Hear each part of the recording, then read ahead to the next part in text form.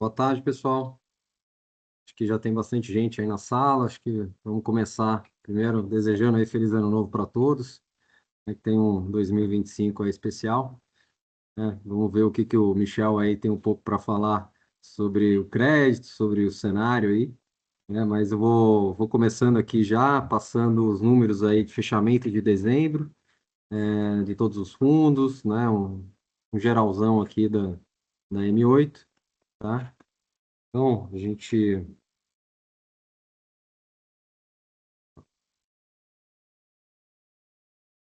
tá enxergando minha tela aí, Michel, me ajuda aí. Então, Tá bom.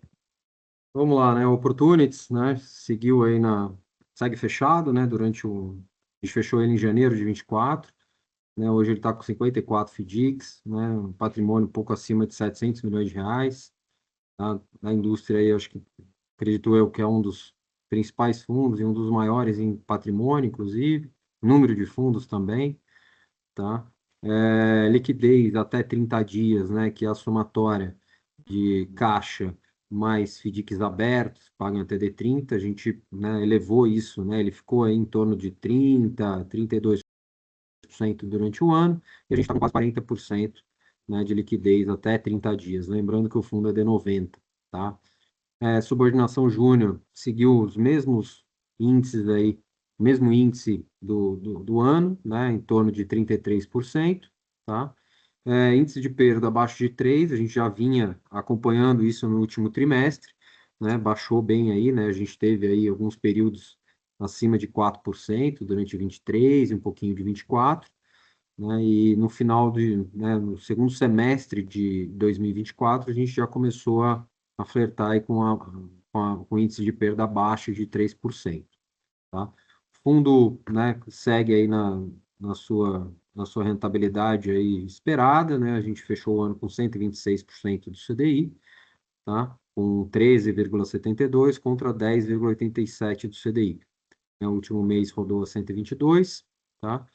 É exatamente o movimento aí de aumento de caixa, realmente, que a gente acabou fazendo, né? Os próprios FDICs também acabaram que estão com taxas um pouco menores, né? As taxas sêniores e mezaninos estão com spread um pouco mais baixo. O Advanced, que é o fundo que vem aí como substituto, né? Veio como substituto do Opportunities, né? Enquanto ele estava fechado. Ele saiu aí de um patrimônio de 20 milhões e durante o ano acabou chegando aí a 507 milhões, esse número de dezembro. A carteira de FDICs, né, muito parecida com o do Opportunities, são 55 FDICs.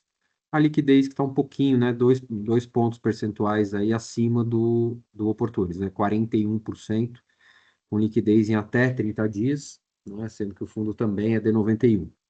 Subordinação júnior igual, 33 e 46, e o índice de perda também, até porque a carteira de recebíveis é a mesma carteira, né, do Opportunities e do Advanced. A diferença desses dois fundos aí durante o final trimestre, né, foi realmente a gente colocar ele como FIC e FDIC e começar a isenção de come-cotas. Além disso, o Advanced saiu de uma taxa ADM de 0,68, né, para 1%. Então, isso também mostra um pouquinho da rentabilidade, um pouquinho abaixo aí dos 120, né, e o aumento de caixa também, a gente fechou com caixa de 7,76, né? Justamente, o Michel vai explicar um pouquinho disso, mas justamente por uma precaução aí no final do ano, né? Início do ano, que a gente não sabe muito bem como é que vai ser o cenário aí do Brasil e o resto do mundo, então a gente está precavido, né? Caso acontecesse alguma coisa, a gente está com um percentual elevado de caixa. O Strategy, que é o fundo do E360 para investidor profissional, né? A gente, né, fechou ele com 126 milhões, são 31 FDICs, né? Obviamente, como ele tem cota subordinada, cota mezanino, a gente tem menos fundos, né, investidos, tá? E são porque a maioria dos fundos são investidos são geridos pela M8. Liquidez dele até 30 dias, 26,59, o índice de subordinação 30,69, o índice de perda 2,38, né? Ele é um fundo 2 com 20, né? E a performance dele entregou aí, né, pelo que a gente entendeu aí, foi uma performance boa para um ano desafiador também no crédito, tá? Tiveram alguns momentos, alguns fundos que sofreram um pouco mais, outros um pouco menos, né? as carteiras, né, a carteira de FDICs ficou, né, num nível aí interessante ainda, a gente, né, fechou o ano com 15,38% de rentabilidade contra 10,87% do CDI. Desde o início, o fundo ainda é um fundo, né, muito bom, né, entregando aí por volta de 16, 17% anualizado, líquido, né, um retorno muito interessante. Esse fundo está voltando para a plataforma do BTG, ele só está na BTG hoje, e volta para o sob demanda lá, tá? E a carteira do Opportunities, né, como eu comentei, fundo aberto a gente está com 36%, né, então está praticamente 40% em fundo aberto, 60% em fundo fechado, né? Aqui também o outro índice que a gente traz é o percentual de FDIC sobre gestão M8, a gente está com 50, quase 55%, e a maior exposição está abaixo de 9, daí depois já com 7,40, 6,60, e aí vai diminuindo bem a partir de então. Lembrando que os fundos que a gente mais investe são os fundos geridos pela própria M8, onde a gente tem um controle muito maior e monitoramento constante. Advanced, né, também, né, se somar o soberano, né, que é caixa, mais os Não FDICs mudou a abertos. tela, Ricardo. E agora? Aí, foi. Então, fundo aberto 33,38, com 7,76 de caixa, a gente está um pouco acima de 40%, né? Isso também nesse movimento aí de ter uma segurança maior aí para o início do ano, né? Tá com caixa aí reforçado, né? A subordinação júnior, como eu já falei, 33,46 e percentual sobre gestão M8, 75,05. Ele é um pouco mais alto do que o Opportunities, né? Que estava com 50 e poucos por cento.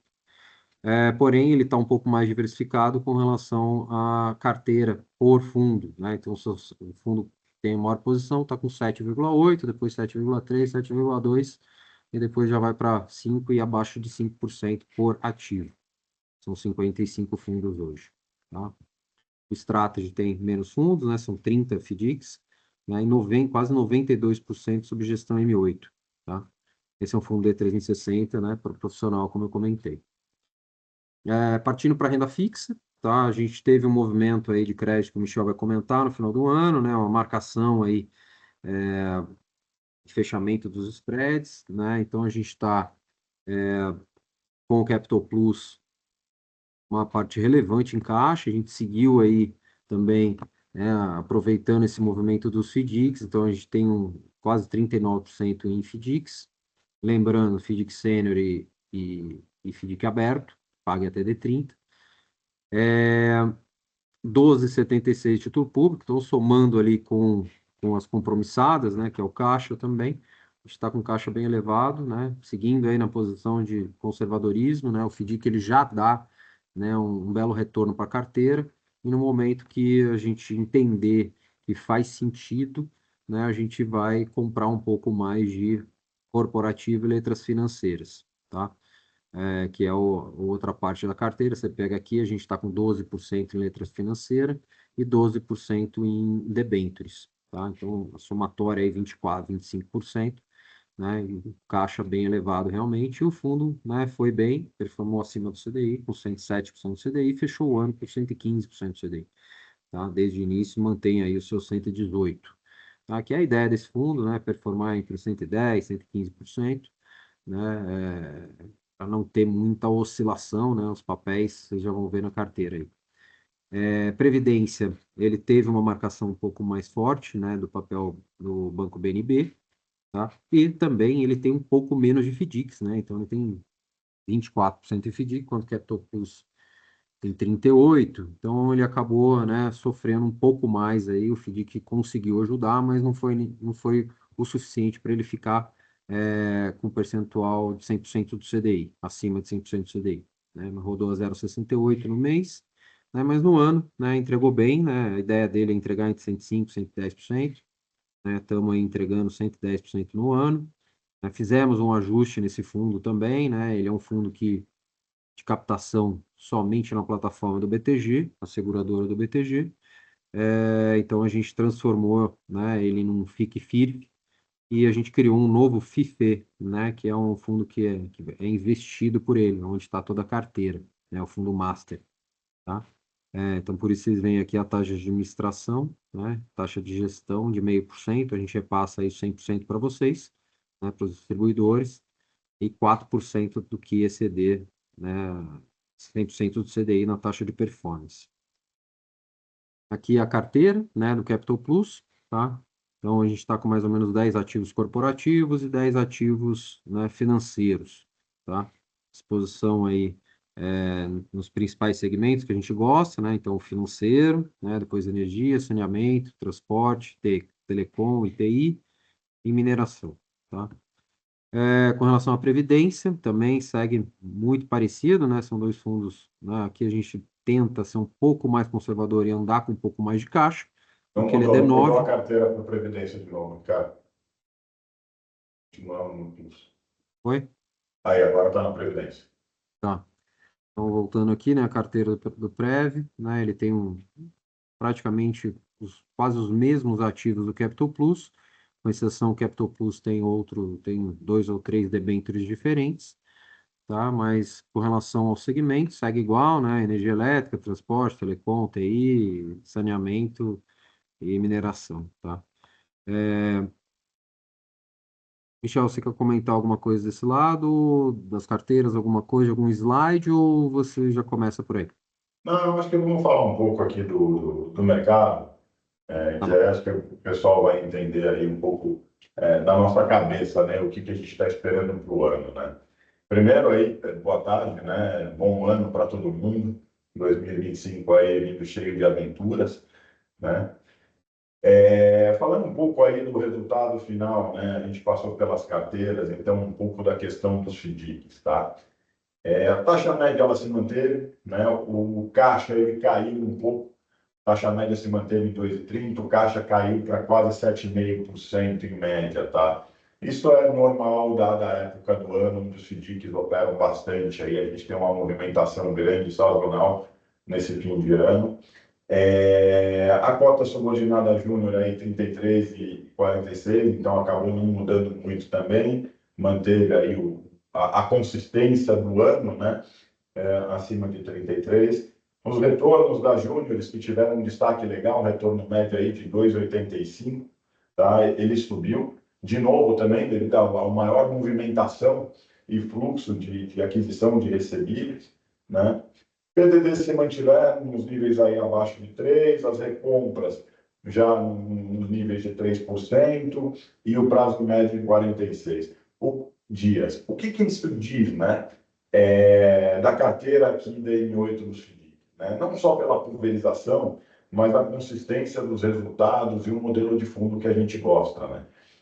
A gente passou aí praticamente o ano inteiro, eu vou ser trago do Ricardo para o próximo call, um estudo desses índices, de como foi o comportamento dessa carteira no ano. Foi muito estável, né? A gente praticamente não teve alterações de posição, nem durante o decorrer do ano, passando aí por um período ruim de crédito, né? Até a gente viu isso pelas cotas subordinadas júniores no Strategy, onde durante 2 meses aí a gente acabou entregando perto do CDI, mas isso acabou não alterando os índices de risco e de segurança do Opportunity Advantage, tá? O que deixa a gente bastante tranquilo em relação à estratégia, tá? O resultado dos fundos, né? A gente trabalhar aí entre 118, 122% do CDI, ele é um resultado que, de novo, ele não vai buscar uma rentabilidade muito expressiva, né, perante o mercado, mas sim uma rentabilidade que a gente acredita que seja um retorno bom para o investidor, né, mas de certa forma seguro, e que a gente consiga trabalhar com tranquilidade e sempre apresentando a consistência de resultado e risco que a gente apresenta. Tá? Então, a nossa cabeça, de novo, não é olhar ranking, não é olhar níveis de retorno, e sim um fundo aí, uma longevidade aí dentro dos resultados, sem sustos ou solavancos. Tá? Posicionamento, e ainda relacionado ao mercado de FDICs, tá? A gente está mais atento do que nunca, principalmente agora em 2025. Tá? Por quê? Porque o crédito na nossa cabeça vai piorar bastante. Tá? A gente já está vendo aí essa reprecificação da curva de juros. A gente já sentiu isso no fim do ano com a abertura das taxas, trazendo aí até a rentabilidade dos fundos de renda fixa que a gente vê no mercado a não entregarem aí o CDI, né? A taxa de juros em empresas pequenas e médias, que pô, geralmente já tem um modelo de risco, um modelo de taxa um pouco mais agressivo, a gente já sabe que esses caras estão com caixa esquivado, né? A despesa financeira já está batendo na porta, e quando a gente joga 2 pontos percentuais em cima da taxa de juros, é muita coisa, tá? Então, a gente está com o olho bem aberto, atenção redobrada aí nesse tipo de mercado, tá? Aonde a gente vai trabalhar esse ano no mercado de FDICs? Em produtos travados. Então, a gente tem, por exemplo, que a gente botou de pé, foram 2 fundos de cartão de crédito, com a trava de cartão de crédito, bancos aí recebíveis de administradoras tidas aí como S1, S2, né? A trabalhar aí alguma parte em recebíveis pulverizados com garantia imobiliária. Então, sempre tentando agregar um pouco mais de garantia para um momento mais estressado, tá? Outra coisa que a gente vai trabalhar nesse momento, tá? A gente sabe que são fundos aí que estão em plataforma, a gente tem um volume grande de cotistas, são hoje basicamente quase 7 mil cotistas, né? E a gente, dentro desse mercado, a gente sempre tem que pensar no risco de liquidez. No fim do dia, esses PICs, FDICs, eles são produtos de crédito estruturado, né? Então, a gente sempre está à mercê aí de alguma questão sistêmica, algo que aconteça no mercado, que mesmo que não envolva produtos da M8 ou um modelo de FDICs da M8, você sempre tem um pedaço aí da turma que, às vezes, aperta um botão de eject, né? Então, a gente, para não ficar no risco de liquidez ou de passar um calor aqui, tendo que mudar posições, que a gente acredita que as nossas posições, elas estão... A gente está muito bem alocado, está muito seguro e está muito tranquilo. Então, para não ter que trabalhar, vender posições boas, a ideia da M8 é trabalhar com um caixa um pouco mais elevado agora em 2025, tá? Pelo menos esse primeiro trimestre, até a gente entender para onde vai o mercado, para onde vai os juros, até o Garimpo assumir de vez aí a questão do Banco Central, a gente sentir que é isso mesmo, ou se vai ter uma correção de rota, até entender isso a gente vai trabalhar um pouco mais de caixa, tá?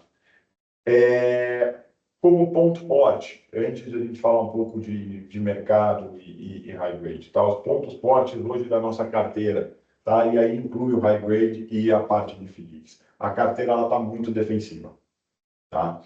O maior posicionamento em cota sêniores ele deve continuar, tá? Recebíveis curtos também deve continuar, o que para a gente é muito bom, que na cabeça do consultor de crédito que origina essas operações, eles conseguem virar essa carteira, acompanhar essa liquidez, né? Recebíveis performados, diminuiu-se aquela posição que tinha de clean, né? O famoso empréstimo clean, que a gente chama de comissária, etc., onde são empresas que não pagam boleto, pagam em conta corrente, diminuiu-se bem essa posição. Hoje a gente tem uma posição aí perto de um pouco para baixo de 10%, geralmente os mercados igual trabalharia com 20 a 25%, né? Nossa carteira hoje conta com a subordinação muito forte, né? Os 33% de subordinação pode parecer que seja pouco, mas a carteira continua extremamente pulverizada em cima de 6 mil tomadores de crédito, 180 mil sacados, que são os pagadores dos boletos. Então, numa carteira que praticamente não tem volatilidade, o que nesse mercado que a gente está vendo aí para 2025, a abertura da curva e a questão política nos Estados Unidos e dólar e a questão dos high grades é uma coisa que vai chacoalhar bastante aí a renda fixa aí nesses próximos meses. Então, o fundo ele não tem volatilidade, isso é um ponto muito forte, tá? E o que deixa a gente mais tranquilo, né? Que conversando com os consultores de crédito agora no final do ano, a expectativa é o dado histórico que a gente tem.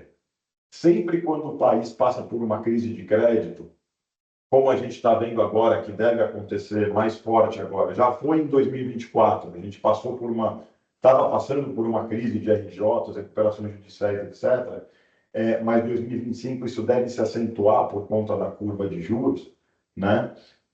Sempre que o Brasil passa por uma dessas crises, os FDICs, principalmente o multicedente e o multisacado, se dão muito bem. Por que isso?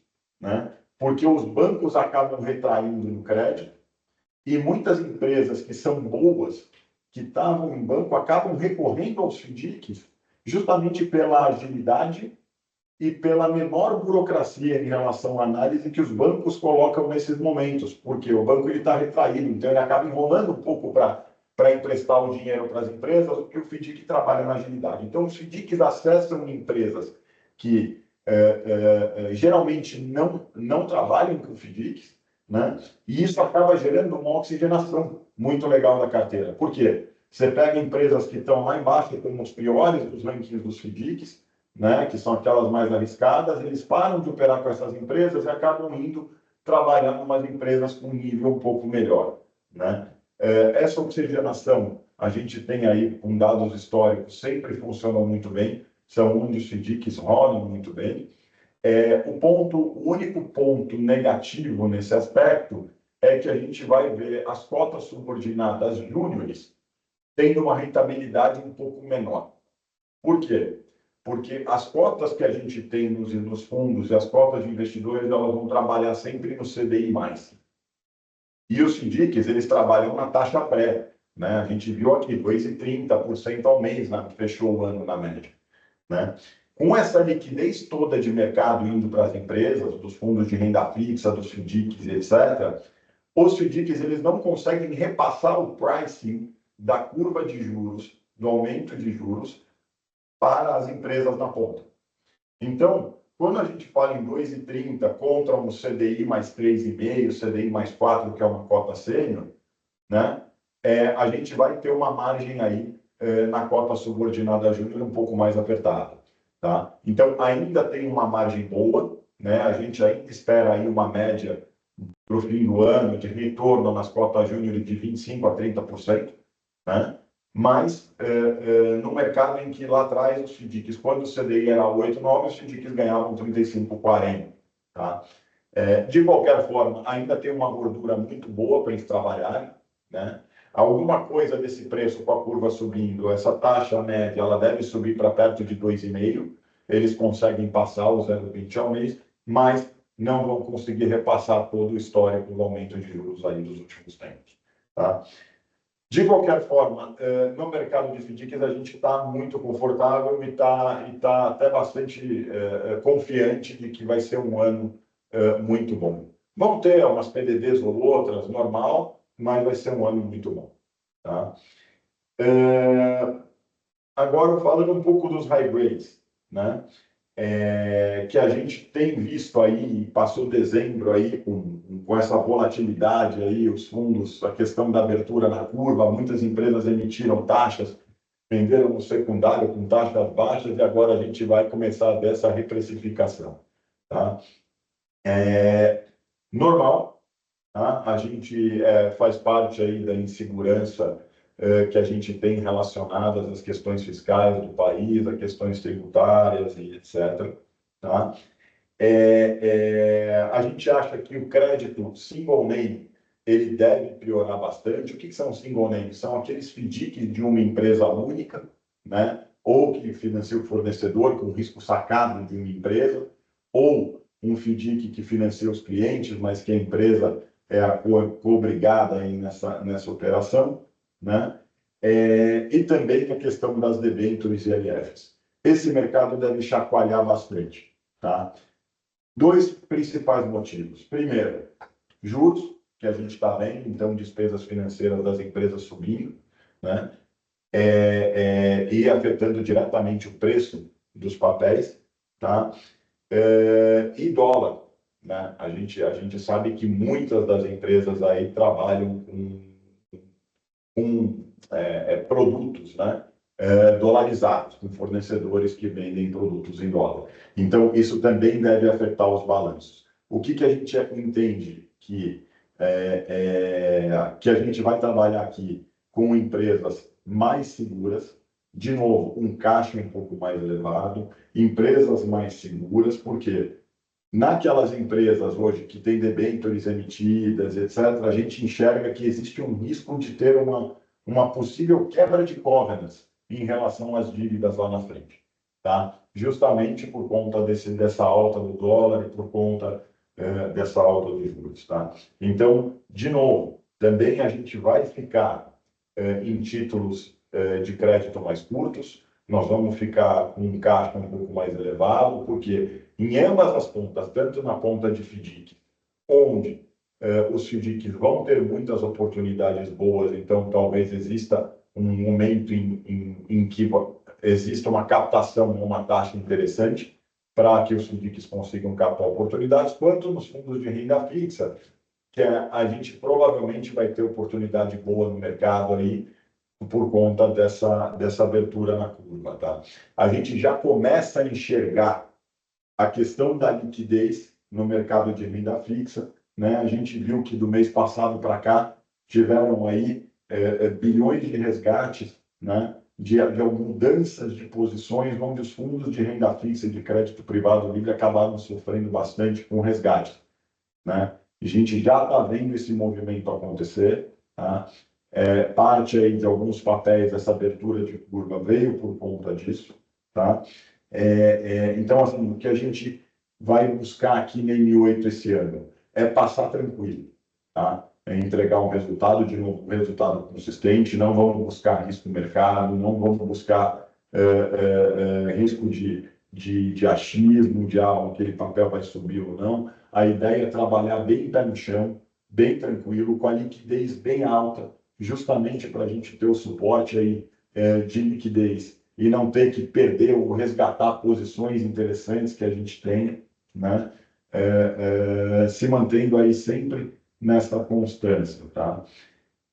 A ideia inicialmente para o primeiro trimestre é trabalhar mais papéis de renda fixa corporativos, que são as empresas, né, debêntures, né? Talvez segurar um pouco aí a questão das letras financeiras por uma questão da reforma tributária e da nova IFRS 9 dos bancos, onde isso pode trazer aí alguma volatilidade nas letras financeiras, tá? Então, a ideia não é crescer ou aumentar a exposição de risco em instituições financeiras, tá? E sim, se for o caso de aparecerem as oportunidades, trabalhar em cima de papéis corporativos, tá? Expectativa para o ano, acho que a gente já foi falando um pouco, mas assim, é uma expectativa ainda primeira Michel, semana antes de você comentar isso, eu queria fazer um aditivo aí com relação à renda fixa, né, que foi sofrido para todo o mercado, né?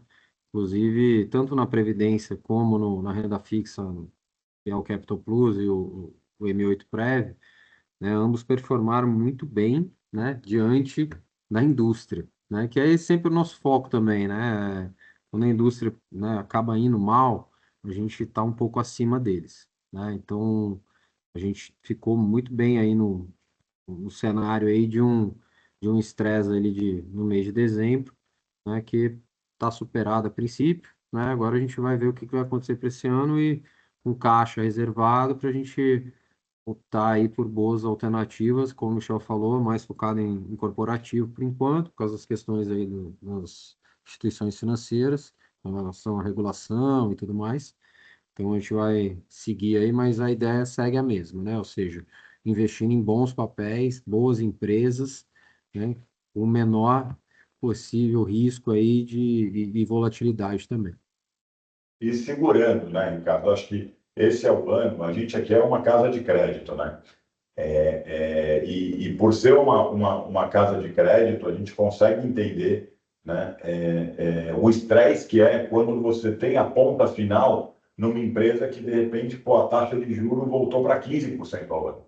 A confiança do empresário no começo do ano passado era que a taxa de juros ia cair para 8 ou 9, entendeu? Que a gente já está começando esse ano já pensando em taxa de juros em 8 ou 9. Olha como tudo mudou. Olha a insegurança. Imagina o empresário na ponta nessa insegurança. O que a gente está passando hoje? né? As empresas elas estão com 90%, 95% da capacidade. O mercado de crédito ele depende do quê? Da geração de recebíveis, da geração de produção para que a empresa possa tomar o crédito.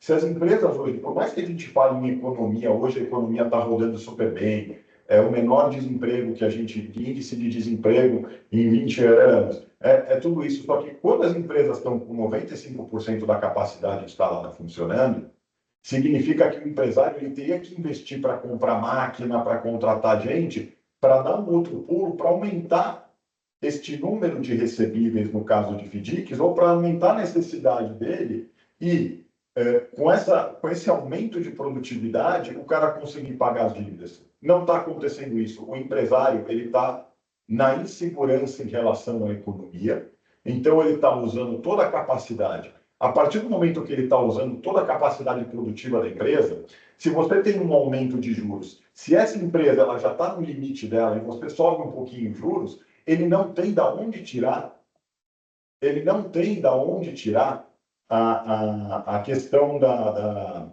ele não, desculpa, ele não tem da onde tirar um aumento maior de recebíveis ou um aumento maior de vendas para conseguir pagar esse diferencial de juros, entendeu? Então, é lá que a gente vai um pouco entender, né? E segurar no crédito aqui para conseguir entender para onde a economia vai e para onde as empresas vão.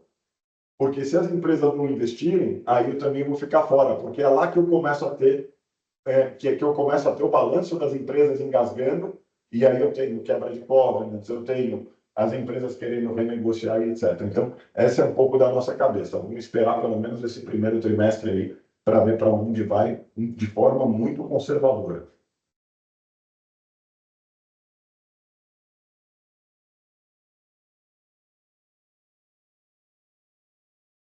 Opa, aproveitando aqui, o Christian perguntou também dessa cautela com relação às letras financeiras em relação ao avanço da reforma tributária, né? Ele pediu para a gente comentar um pouco mais sobre isso. Tá bom, vamos lá. A IFRS 9, né, que é o que a gente está vendo aqui, tá? Ela vai introduzir aí novas medidas em relação à questão do balanço dos bancos, tá? Então, você vai ter uma nova classificação nos riscos de crédito, uma nova classificação até em questões pagamentos tributários, etc., o que pode dar um aperto aí nos balanços das instituições financeiras, tá? A gente sabe que, por mais que a gente não entenda isso como um risco de crédito nos bancos, tá?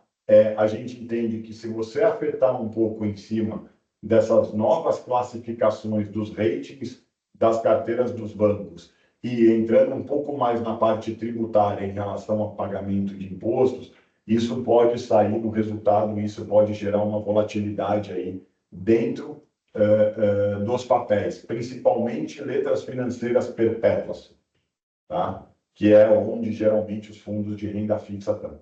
Tá? Então, nesse caso, a gente vai segurar um pouco, porque a hora que saírem os balanços dos bancos, e a hora que essas regras começarem a acontecer, a gente entende que existe um risco de você ter uma abertura aí nessas curvas. De novo, como os papéis hoje eles já estão com uma rentabilidade muito magra, né? A gente já está com um spread magro dentro das carteiras, qualquer volatilidade dentro de um papel que seja perpétuo, a gente vai criar uma volatilidade dentro do fundo como um todo. E é isso que a gente vai segurar aqui, tá? Então, não é um risco de crédito, e sim um risco de vol para as carteiras. Tá? De novo, os bancos, a gente tem os bancos aqui de forma muito conservadora. A gente gosta do setor financeiro, mas a gente vai trabalhar com bancos de primeira linha. Só que a nossa ideia aqui é justamente não ter volatilidade nos fundos, né? A gente olha assim para entregar um resultado no final do ano, né? Vai lá por favor, Ricardo, dos renda fixas. A gente gosta de trabalhar os fundos entregando, por mais que não seja, de novo, aquele fundo de renda fixa que vai entregar 140, 130, 140% do CDI, mas a gente quer ver as carteiras entregando uma rentabilidade com baixa volatilidade ao longo do histórico, ao longo dos anos, né? E esse tipo de abertura em taxa com ILF perpétua de banco é algo que pode trazer essa volatilidade que a gente não quer, tá? Então, não é uma preocupação de crédito, e sim uma preocupação do andamento da carteira. Vê se eu consegui tirar a dúvida do Christian.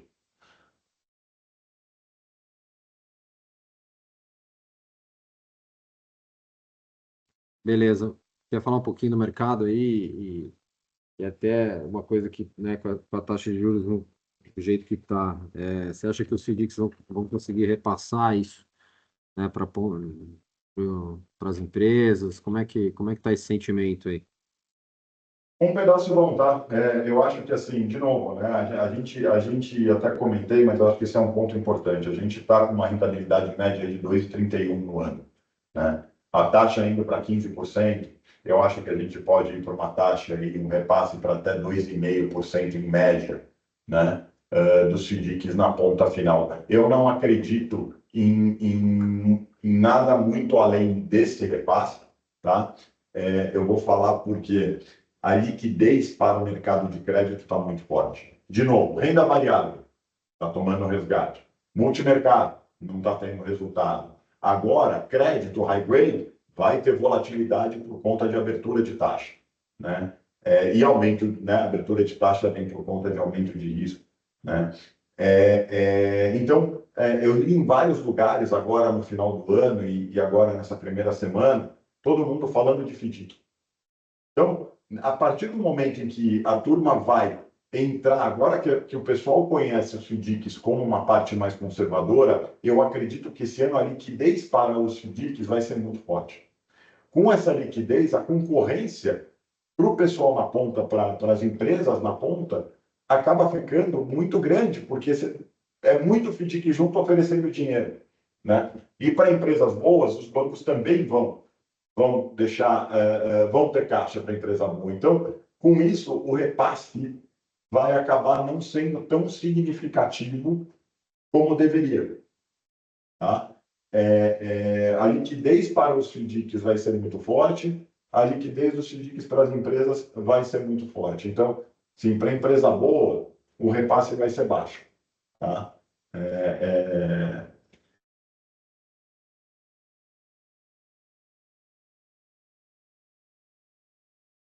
Tem mais uma pergunta aqui também, do Marcos. A gente pode comentar novamente esse pacto de dezembro do M8 Prev. Teve remarcação de algum papel em especial? Bom ano para você também, Marcão. Obrigado. Teve BNB, né, Michel? Que foi uma marcação do BTG, né? Mas a princípio foi isso, né?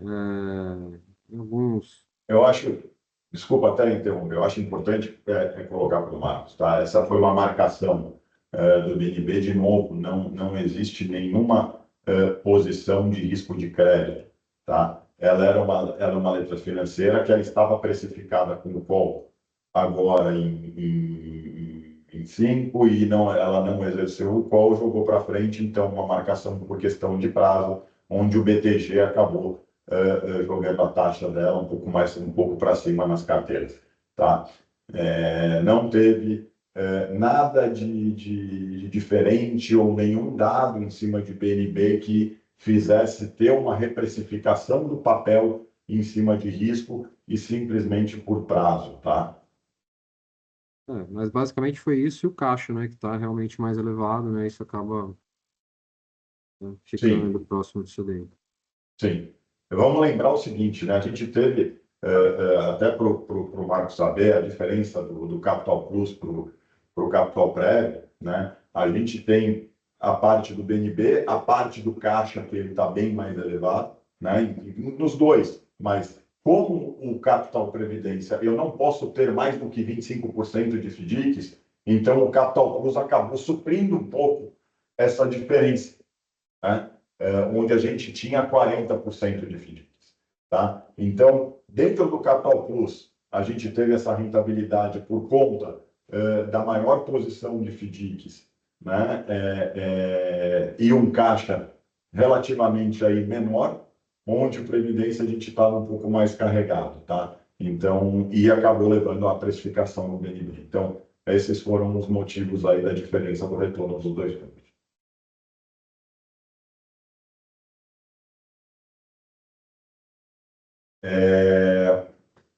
Mas voltando um pouco, só para colocar, eu acho isso realmente, não sei se tem mais pergunta, eu acho que assim, o mercado de crédito, nessas crises, quando a gente trabalha bem, né, Ricardo, eu acho que a gente está nisso daqui, já passou por algumas crises aqui juntos, né, na M8, quando a gente acaba trabalhando conservador, esperando as oportunidades, elas sempre acontecem, tá? Eu acho que a cabeça da M8, desde o começo da gestora até hoje, uma parte muito legal, uma parte muito favorável que a gente tem nesses períodos é que a gente tem paciência, né? A questão da decisão colegiada, em termos dos comitês, as reuniões, todo dia está sentado em reunião, está falando de crédito, está olhando as empresas e sendo paciente, não tendo pressa para gastar o caixa, eu acho que é lá que a gente sempre se saiu bem. Eu acho que é por isso que o histórico da gestora em termos de crédito acaba sendo muito forte, acaba sendo muito bom, acaba sendo consistente,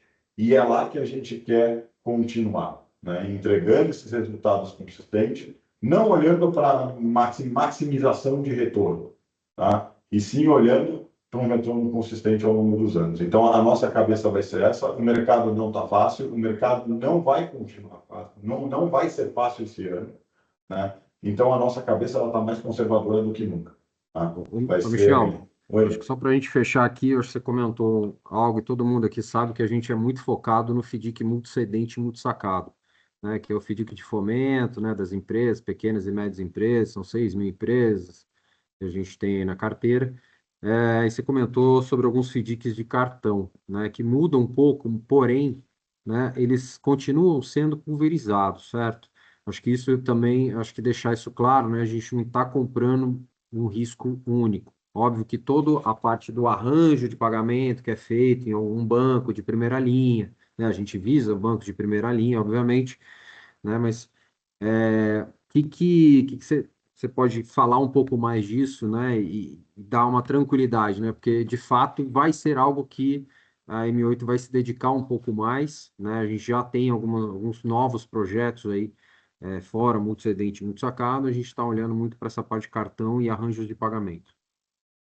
Um cartão de crédito, basicamente, ele vai ficar hoje, os cartões, os fundos de cartão de crédito que a gente tem, ele acaba virando risco banco emissor. Então, no modelo que a gente usa, né, você tem um modelo aí de subadquirente, de adquirente, você tem vários modelos.